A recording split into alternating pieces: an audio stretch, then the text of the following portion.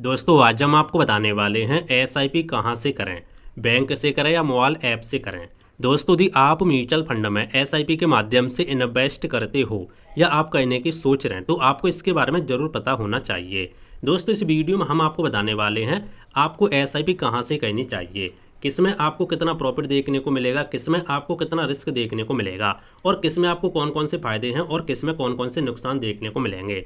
और दोस्तों इस वीडियो में हम आपको ये भी बताने वाले हैं कि यदि आपने मोबाइल एप्लीकेशन से एसआईपी की होती तो आपका कितना पैसा बनता और उतने ही पैसे से यदि आपने बैंक से एसआईपी की होती तो आपका कितना पैसा बनता। दोस्तों ये सारी चीज़ें हम आपको एग्जाम्पल के माध्यम से दिखाने वाले हैं ताकि आपके सारे डाउट क्लियर हो सकें और आपके अच्छे से समझ में आ सके कि आपको एसआईपी बैंक के माध्यम से करनी चाहिए या आपको मोबाइल एप्लीकेशन से करनी चाहिए। तो आइए दोस्तों शुरू करते हैं आज के वीडियो और इस टॉपिक के बारे में A to Z जानकारी समझ लेते हैं बिल्कुल आसान भाषा हिंदी में ताकि आपके सारे डाउट क्लियर हो सकें। तो आइए दोस्तों समझते हैं।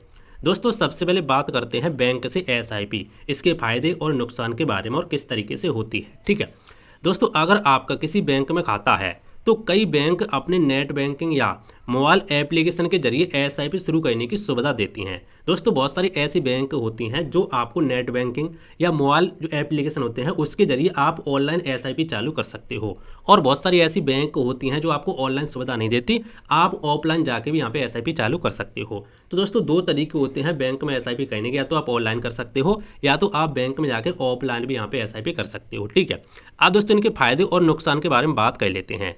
फायदे के बारे में बात करें तो सबसे पहला दोस्तों फायदा ये होता है कि बैंक पर लोगों को यहाँ पे ज़्यादा भरोसा रहता है। क्यों रहता है? क्योंकि लोग पहले से बैंक को यूज करते हैं, बहुत सालों से यहाँ पे यूज करते आए हैं, तो उनके मन में ये रहता है कि इसमें पैसा नहीं डूबेगा, इस पर भरोसा रहता है, बहुत सारी चीज़ें होती हैं। ठीक है, लेकिन जो हमारे मोबाइल एप्लीकेशन होते हैं उन पर लोगों को भरोसा पे कम होता है, लेकिन पैसा उसमें भी यहाँ पे नहीं डूबता, दोनों चीज़ें सेम काम करती हैं। वो आगे मैं आपको समझाऊंगा, डोंट वरी। तो पहला दोस्तों फायदा ये होता है। दूसरा फायदा, भुगतान सीधे बैंक खाते से हो जाता है।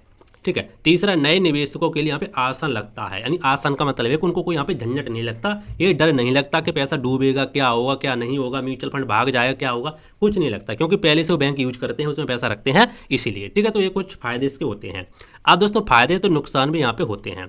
नुकसान क्या क्या है? पहला दोस्तों नुकसान है कि कई बैंकों में म्यूचुअल फंड के विकल्प आपको सीमित देखने को मिलते हैं। सीमित का मतलब कम देखने को मिलते हैं। जैसे यदि मान लो आप एसबीआई की जो एसबीआई बैंक है उसमें आप यदि म्यूचुअल फंड के माध्यम से एसआईपी करते हैं तो आपको ज़्यादातर एसबीआई बैंक में एसबीआई के ही म्यूचुअल फंड देखने को मिलेंगे और दूसरी कंपनी के बहुत कम देखने को मिलेंगे या तो नहीं देखने को मिलेंगे। तो विकल्प वहाँ पे सीमित होते हैं। ठीक है, और दोस्तों दूसरा होता है कुछ मामलों में आपको रेगुलर प्लान भी देखने को मिलते हैं। जी हाँ दोस्तों, अब देखो बहुत सारे ऐसे लोग हैं जिनको रेगुलर प्लान के बारे में नहीं पता होगा।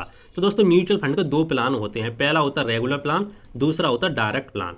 अब देखो डायरेक्ट प्लान कहाँ मिलता है और रेगुलर प्लान कहाँ मिलता है। रेगुलर प्लान वहाँ मिलता है जहाँ पे कुछ कमीशन होती है डीलर की। जैसे यदि आप बैंक से करेंगे तो आपको रेगुलर प्लान देखने को मिलेगा, किसी ब्रोकर के माध्यम से करेंगे मतलब जो एजेंट हो तो उसके माध्यम से करेंगे तो भी आपको रेगुलर प्लान देखने को मिलेगा, क्योंकि रेगुलर प्लान में आपका जो एक्सपेंस रेट होता है, ठीक है, फंड का जो खर्चा होता है वो आपको थोड़ा सा कम ज़्यादा देना होता है डायरेक्ट प्लान से। डायरेक्ट प्लान में आपको एक्सपेंस रेशियो कम देखने को मिलता है, क्योंकि रेगुलर प्लान में क्या होता है लोग आपको गाइड करने वाले होते हैं, आपको बता देते हैं इसमें करना चाहिए इसमें नहीं करना चाहिए। ठीक है, बहुत सारी जानकारी आपको दे देते हैं, इसीलिए वो यहाँ पे एक्सपेंस रेशियो थोड़ा ज़्यादा लेते हैं, रेगुलर प्लान बेचते हैं। लेकिन डायरेक्ट प्लान में ऐसा नहीं होता, डायरेक्ट प्लान में आपको खुद यहाँ पे डिसाइड करना होता है।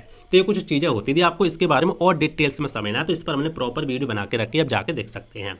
तो इतना ही फर्क होता है और कुछ नहीं होता। ठीक है, और दोनों म्यूचुअल फंड सेम होते हैं और कुछ फर्क नहीं होता, सिर्फ एक्सपेंस रेशियो के यहाँ पे फर्क होता है।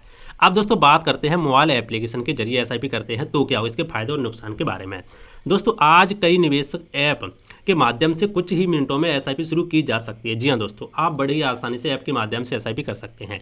इसके फायदे के बारे में बात करें तो घर बैठे आप आसानी से यहाँ पे कर सकते हैं। कई म्यूचुअल फंड एक ही जगह आप देख सकते हैं। जैसे मैंने बोला बैंक में आप यदि एसआईपी करते तो ज़्यादातर उसी बैंक के आपको म्यूचुअल फंड देखने को मिलेंगे, लेकिन यदि आप मोबाइल एप्लीकेशन से करते हैं, हमारे ब्रोकर है बहुत सारे, जैसे ग्रो एंजल, वन जीरो, आप स्टॉक वगैरह बहुत सारे, ठीक है, उसमें आपको बहुत सारे म्यूचुअल फंड देखने को मिलेंगे और सभी में आपको डायरेक्ट प्लान ही देखने को मिलते हैं इन ब्रोकर में। ठीक है, डायरेक्ट प्लान ही देखने को मिलते हैं। और दोस्तों मैं आपको एक चीज़ बता दूं, इसमें आपको एक ही जगह बहुत सारे म्यूचुअल फंड देखने को मिल जाएंगे हर कंपनी के, तो आप यहाँ पे डिसाइड कर सकते हैं। और दोस्तों पोर्टफोलियो ट्रैक करना बहुत आसान होता है, आसानी से कर सकते हैं, और आप इसमें एसआईपी बढ़ा सकते हैं, एसआईपी रोक सकते हैं, नई एसआईपी चालू कर सकते हैं, यानी एसआईपी को एडिट वगैरह सब कुछ कर सकते हैं आसानी से। और दोस्तों गोल, प्लानिंग और कैलकुलेटर जैसी आपको सुविधाएं भी यहाँ पे देखने को मिलती हैं। तो दोस्तों बात करें बैंक के माध्यम से आपको ब्रोकर में ज़्यादा ऑप्शन देखने को मिलते हैं। आप बड़े ही आसानी से एसआईपी को ट्रैक कर सकते हैं पूरा का पूरा, ठीक है, और म्यूचुअल फंड की बहुत सारी चीज़ें डिटेल्स देख सकते हैं। तो ये कुछ फायदे देखने को मिलते हैं। आप दोस्तों नुकसान के बारे में बात करें तो बहुत सारे विकल्प होने से नए निवेशक यहाँ पे भ्रमित हो सकते हैं। जी हाँ दोस्तों, देखो होता है, यदि आपको बिल्कुल कुछ जानकारी नहीं है तो आपको थोड़ा बहुत यूट्यूब से जानकारी लेनी होगी। बहुत सारे म्यूचुअल फंड आपको ब्रोकर में देखने को मिलते हैं, ठीक है, मोबाइल एप्लीकेशन में। तो जो नए लोग होते हैं उनको समझ में नहीं आता कि किस में हमें इन्वेस्ट करना चाहिए, किस में नहीं करना चाहिए। बैंक में क्या होता है, बैंक में जाएंगे तो बैंक वाले आपको गाइड कर देते हैं, या एजेंट के थ्रू कराएंगे तो एजेंट आपको गाइड कर देता है। ये चीज़ होती है। बिना रिसर्च के गलत फंड चुनने के यहाँ पे जोखिम बना रहता है, ठीक है। बिना रिसर्च के यदि आप गलत फंड चुन ले तो आपको रिस्क यहाँ पे ज़्यादा देखने को मिलता है।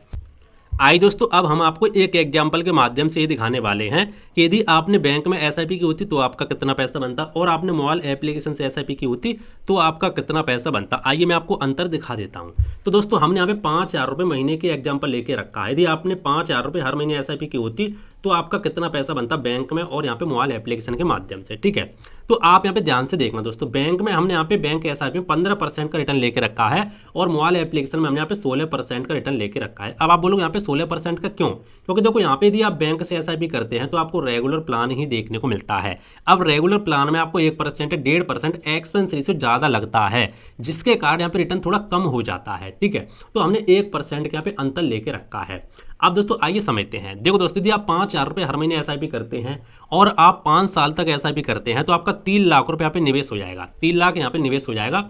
और आपका यदि बैंक में एसआईपी करते तो आपका यहाँ पे 4.5 लाख के आसपास आपका यहाँ पे प्रॉफिट बनता टोटल। और यदि आप मोबाइल एप्लीकेशन से एसआईपी करते वही अमाउंट से, वही म्यूचुअल फंड में, तो आपका 4.7 लाख के आसपास आपके यहाँ पे टोटल प्रॉफिट बनता, ठीक है। इसी तरीके से आप 10 साल में देख सकते हैं 6 लाख का आपकी जेब से जाता, 13.9 लाख के आसपास आपका बनता, और यहाँ पे 14.8 लाख के आसपास आपका यहाँ पे प्रॉफिट बन जाता। और दोस्तों यही यदि लंबे समय की बात करें ना, 30 साल में, तो 30 साल में आप देखना 1% से यहाँ पे कितना बड़ा अंतर निकल के आता है। 30 साल में आपका 18 लाख के आसपास आपकी जेब से पैसा जाता, आपका इन्वेस्ट हो जाता। लेकिन बैंक में एसआईपी करते तो भैया आपका बनता 3.2 करोड़ के आसपास आपका लगभग यहाँ पे टोटल प्रॉफिट बन जाता बैंक में। लेकिन मोबाइल में करते तो आपका भाई साहब 3.99 करोड़ के आसपास आपका बन जाता, लगभग 4 करोड़ के आसपास आपके यहाँ पे टोटल प्रॉफिट बन जाता। तो आप दोनों में अंतर देख सकते हैं भाई साहब, यहाँ पे 1% से कितना बड़ा यहाँ पे अंतर निकल के आ चुका है, सिर्फ 1% से। अब आप सोच के देखो यही और लंबे समय में कितना बड़ा फर्क हो सकता है, तो आपके समझ में आ गया होगा। ये इसीलिए दोस्तों मैं आपसे कहूँगा आपको भाई साहब हमेशा डायरेक्ट प्लान ही लेना चाहिए, यानी मोबाइल एप्लीकेशन से ही एसआईपी करनी चाहिए। क्यों? क्योंकि भाई साहब आपको यहाँ पे बहुत सारी चीज़ें देखने को मिल जाती है, सुविधा भी देखने को मिल जाती है, और आपके यहाँ पे बड़ा फंड भी बन सकता है, रिटर्न भी आपको ज़्यादा देखने को मिलता है। बहुत सारे यूट्यूब पर आपको वीडियो देखने को मिलते हैं, आप जाके सीख सकते हैं, आपको नॉलेज नहीं है तो, ठीक है। अब दोस्तों बात करते हैं किसके लिए कौन बेहतर वो समझ लेते हैं। देखो दोस्तों, बैंक से एसआईपी बेहतर है। आप ऑफलाइन सहायता चाहते हैं, ठीक है, बैंक प्रतिनिधि से बात करके निवेश करना पसंद करना चाहते हैं तो आप बैंक से एसआईपी कर सकते हैं। लेकिन यदि मोबाइल एप्लीकेशन से एसआईपी करना बेहतर है, आप मोबाइल से निवेश करना चाहते हैं, सही म्यूचुअल फंड एक ही जगह देखना चाहते हैं, निवेश को आसानी से ट्रैक और मैनेज करना चाहते हैं, तो उसके लिए बेहतर हो सकता है। अब दोस्तों मैं आपको बताने वाला हूँ, एसआईपी शुरू करने से पहले आपको 5 बातें जरूर ध्यान रखनी चाहिए, जरूर देखनी चाहिए।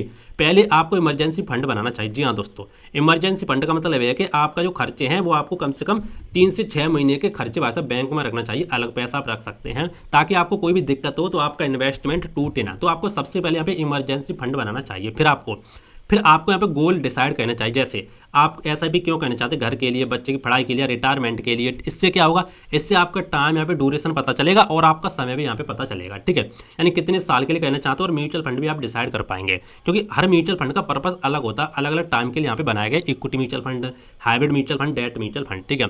अपनी जोखिम क्षमता समझे। जोखिम का मतलब वही आपको रिस्क समझना, कितने साल के लिए करना चाहते हैं। लंबी अवधि के लिए करें, कम से कम 7 से 10 साल के लिए तो आपको करना ही चाहिए। समय समय पर अपने निवेशकों की समीक्षा करें, लेकिन रोजाना एनएवी देकर घबराना नहीं चाहिए, ठीक है। तो ये चीज़ें आपको याद रखनी चाहिए। तो दोस्तों उम्मीद करता हूँ आज का वीडियो आपको पसंद आया होगा और आपके समझ में आ गया होगा कि आपको एसआईपी कहाँ से करनी चाहिए। और दोस्तों जाते जाते मैं आपको एक चीज़ यहाँ पे और समझाने वाला हूँ। लोगों को यहाँ पे एक सवाल और रहता है कि भैया रिस्क किस में कितना देखने को मिलता है। तो देखो रिस्क की बात करें ना, तो रिस्क दोनों में बराबर है, क्योंकि रिस्क वैसा म्यूचुअल फंड में होता है, ना कि बैंक में होता, ना कि वैसा ब्रोकर में होता है। देखो मान लो यदि आप बैंक से एसआईपी करते हो, मान लो किसी एप्लीकेशन से एसआईपी करते हो, मोबाइल एप्लीकेशन से, ब्रोकर बहुत सारे होते हैं, जैसे एंजल वन हो गया, जीरोधा हो गया, ठीक है, और यहाँ पे ग्रो एप्लीकेशन हो गया। तो ये सारे के सारे सेबी रजिस्टर होते हैं, सेबी की निगरानी में होते हैं। सेबी एक सरकारी संस्था है। तो ब्रोकर में आपका कोई दिक्कत नहीं, चाहे ब्रोकर से करो, चाहे मोबाइल एप्लीकेशन से करो, चाहे बैंक से करो, आपका पैसा वैसा जाता है म्यूचुअल फंड कंपनी के पास। कहाँ जाता है? म्यूचुअल फंड कंपनी के पास। तो आप किसी से करो, आपको कोई रिस्क नहीं रहता। दोनों में रिस्क का मतलब है कि आपको म्यूचुअल फंड मार्केट गिरेगा उठेगा उसमें रिस्क देखने को मिलेगा, आपका पैसा डूबेगा, ये इसमें कुछ रिस्क देखने को नहीं मिलता। ठीक है, तो रिस्क तो आप भूल जाइए, रिस्क सिर्फ आपको म्यूचुअल फंड में देखने को मिलता है। म्यूचुअल फंड आप कहीं से भी ऐसा भी करो, आपका पैसा म्यूचुअल फंड कंपनी के पास ही जाता है, AMC के पास ही जाता है। दोस्तों मिलते हैं इंटरेस्टिंग नई वीडियो तक। जय हिंद, वंदे मातरम, बाय बाय।